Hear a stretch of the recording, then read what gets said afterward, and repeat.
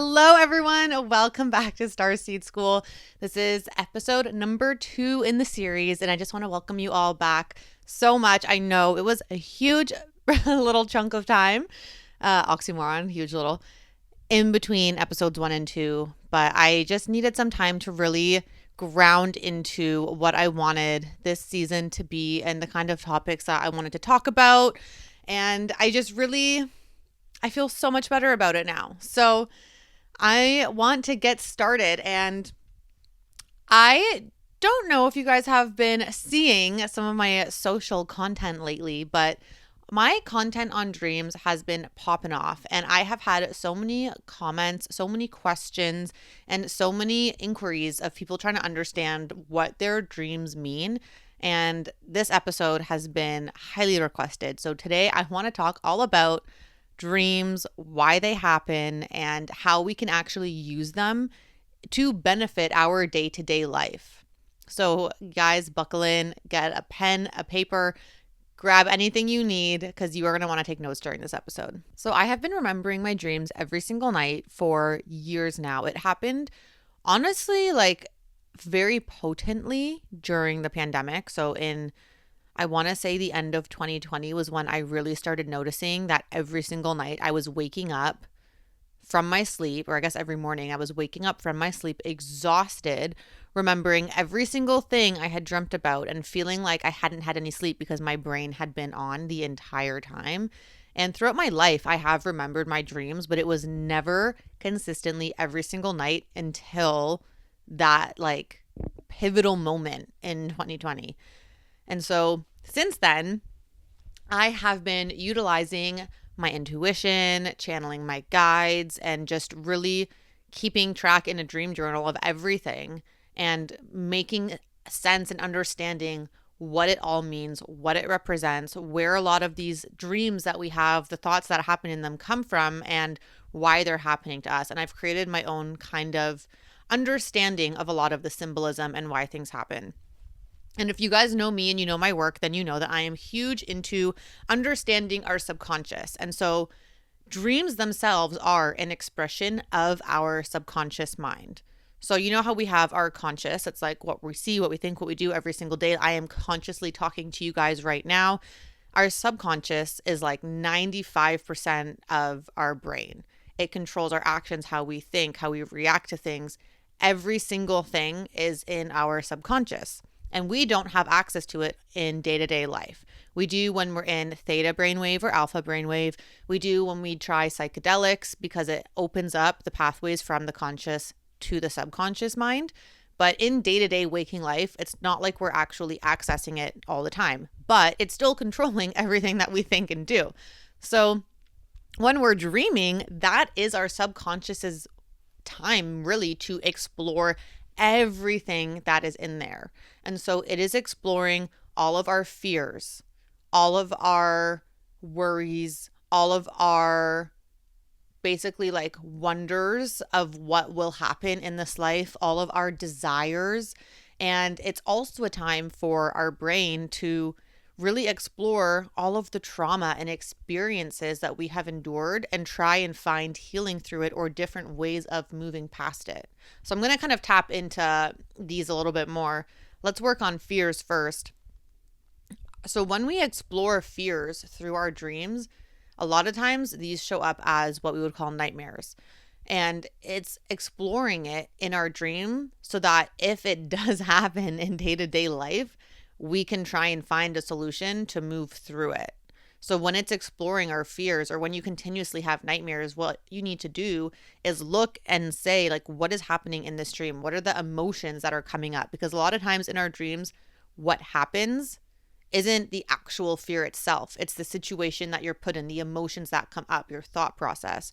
So say you have a fear of constantly dying, you might not actually have a fear of dying itself, but you might have a fear of a part of you dying in life. So maybe you have a fear of someone taking you away from your authentic self, or a career that's pulling you in a direction that doesn't feel good, or you have this artistic side of you that is slowly dying because you no longer feel safe to express it. So it's not actually that you're scared of death, but it could be the symbolism of death in your waking life. And so if we move then from fear with this understanding to trauma, say we have a really traumatic experience. I can talk from my own, for example, that entire situation I went through in Costa Rica left me with a lot of traumatic experiences. And so when I have dreams of those people or of those situations, or even if one of them is in it and I'm having the same kind of emotions that I felt in those moments, that is my subconscious trying to work through the experience and try to find healing and another pathway to be able to resolve all of the emotion and all of the conflict that I had experienced. So again, those can also feel like nightmares because they're uncomfortable, they're not fun, and honestly, they're just not great. Like you wake up and you're kind of like, oh, that kind of left me in a bad vibe. So in those moments, just do your energy clearing, reset, and go about your day.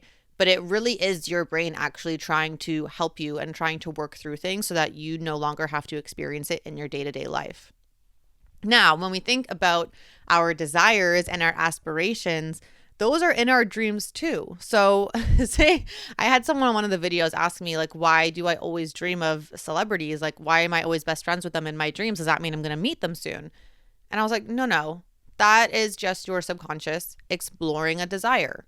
It might not be that specific celebrity that you want to be friends with. Like maybe it's a celebrity that you don't even like in real life, but they're constantly in your dreams. But it could be symbolism of the life that they represent. So whether that means you having access to the things a celebrity would have access to, you having all of the friends, all of the type of money, like that kind of lifestyle, being able to travel everywhere. There's other aspects of what could show up in life being friends or hanging out with that celebrity that you desire versus being friends with the celebrity itself. So it's always interesting to see sometimes when we have these dreams and we wake up and we're like, oh, that's interesting. I didn't know that that was something that I wanted, because we're so conditioned by society to want certain things and to think certain things that when our subconscious tells us something that actually is really, really deep in there that we're repressing, it's like a aha moment, like, holy shit. Yeah, actually, I really do want that. Why did I not realize that before? And so it's really important, you guys, to pay attention to what your subconscious is trying to tell you. Other things that can happen in your dreams is you can wake up feeling very emotional. It can be very intense. And I've said this before, I'll say it again. Our brain does not know the difference between what is real and what is imagined. That's why when we go into neural reprogramming and we start rewiring our subconscious, it actually works, because over and over again, you're reliving a memory of a changed experience that better suits you, and your brain doesn't realize, it doesn't know the difference, that it hasn't actually happened in waking life. It's something that you're imagining. And so it starts to believe it as truth, and then your brainwaves start to change, and then your thought patterns start to change. And so that's why people can wake up from dreams literally crying, because whatever they're experiencing in that dream is so emotional. It's hitting some part of them deep, deep down, that your body will actually start to produce the reaction as if it were happening in waking life. So it's nothing to be scared of. It's nothing bad that's happening. It doesn't mean that something crazy happened to you while you were sleeping. It's literally just your body reacting to what's happening in your brain while you're sleeping. Whatever emotions are coming up, whatever experience you're going through, maybe you dreamed of someone dying and you woke up crying. That doesn't mean they're going to die. It's just your body's reaction to if that were have happened in real life. And now the reason I say, you guys, it is so important to pay attention to your dreams, because like I said, it is your subconscious exploring, okay? And if you are having a dream over and over again, say it's a repetitive dream, that is likely your subconscious trying to work through a problem or an emotion, okay? So you need to analyze that.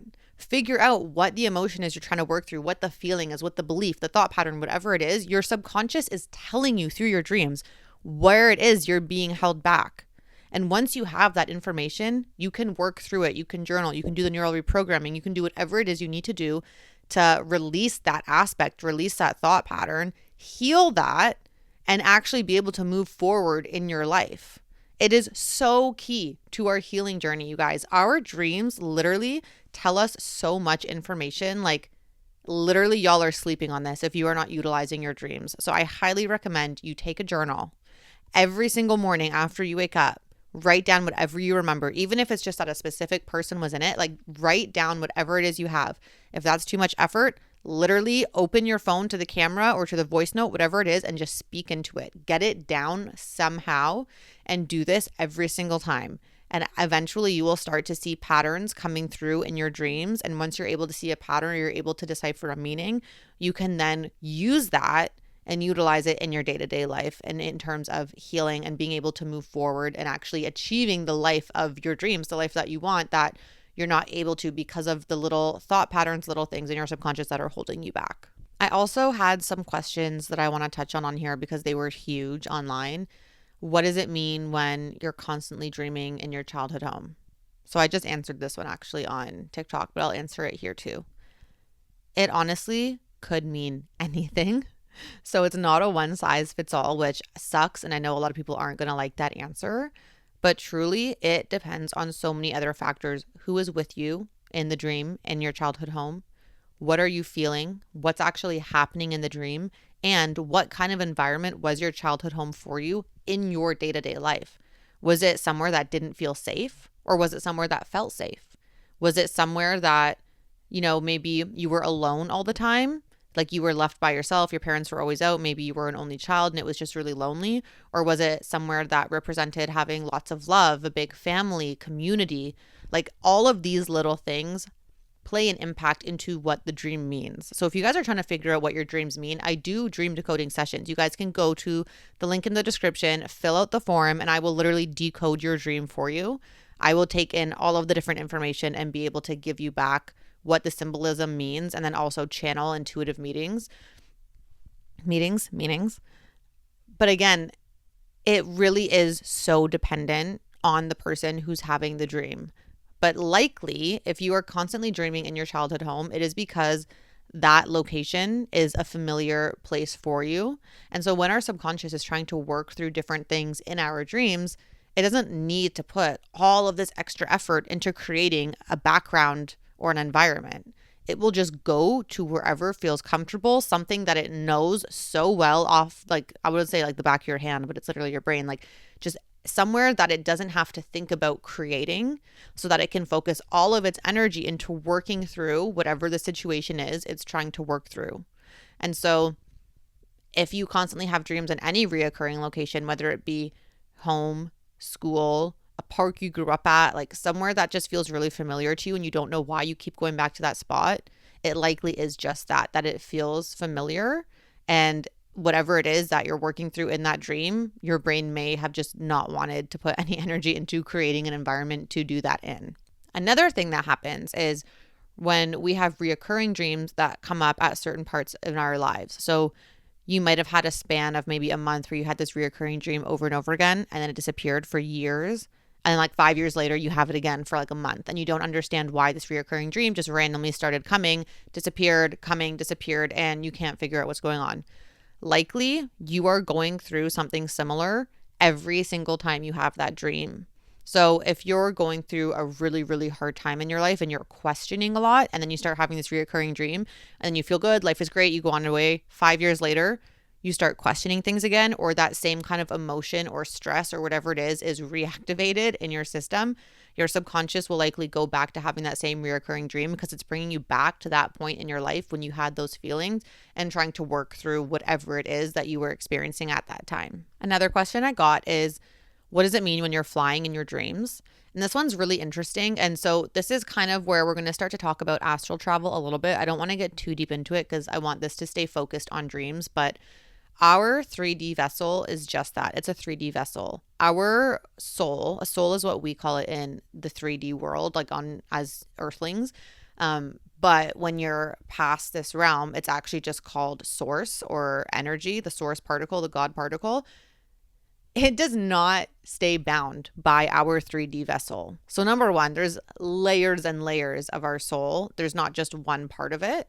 But number two, the part that is here in our 3D vessel, it doesn't need rest. It's pure energy. Okay. So our 3D vessel is the one that needs to sleep, that needs to regenerate, that needs to recover, heal, whatever it is we do when we sleep. Our soul, our source particle, our energy does not need that. And because it's not bound by a 3D body, it doesn't have weight to it. It's light. It's flowy. It's literally energy flowing around. And so a lot of times when we have dreams where we're flying, we are having a lucid experience of our energy body leaving our physical body while we're sleeping and traveling around. So it's essentially you're having a lucid astral travel experience. And the reason our body, our energy body does that as we're dreaming is because it gets bored. We're not doing anything. We're just chilling, right? Like we're literally sleeping. And so it goes up, it goes to visit different dimensions, different worlds. It can visit our old families, like all the different souls that we used to be friends with or that we hung out with. Like it goes on its own journey during this time. And flying in dreams is essentially you having a lucid experience of when your energy body kind of just dips out to go have fun. And then the last question I want to touch on, which has caused so much chaos on socials, is can you dream of someone that you've never met before? And again, this is verging on the talk of astral travel, but it is scientifically impossible to generate a face in your mind that you have not seen before. So when you have dreams of strangers, it is likely because you have seen them as an extra on a TV show.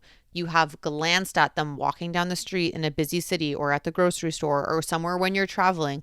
Faces that you haven't even registered, you've looked at, you have seen. Think about when you take a picture in a crowded place and you have a sea of people behind you.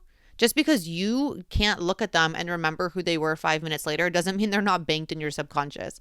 So most times when you see a stranger in your dream, it's just that. It is a face that has been banked in your subconscious from however many years you've been on this earth, coming forward to become a character in your dream. This is where it gets a little bit complicated. If you dream of someone, okay, and then you meet them in real life, you were not dreaming. That was not a dream. It does not mean everyone you see in your dreams you will meet in real life. This is the occurrence of if you have dreamed of them and then you meet them in real life, you were not dreaming. You were in the astral realm or in a different dimension during your sleep time and your souls met up and communicated.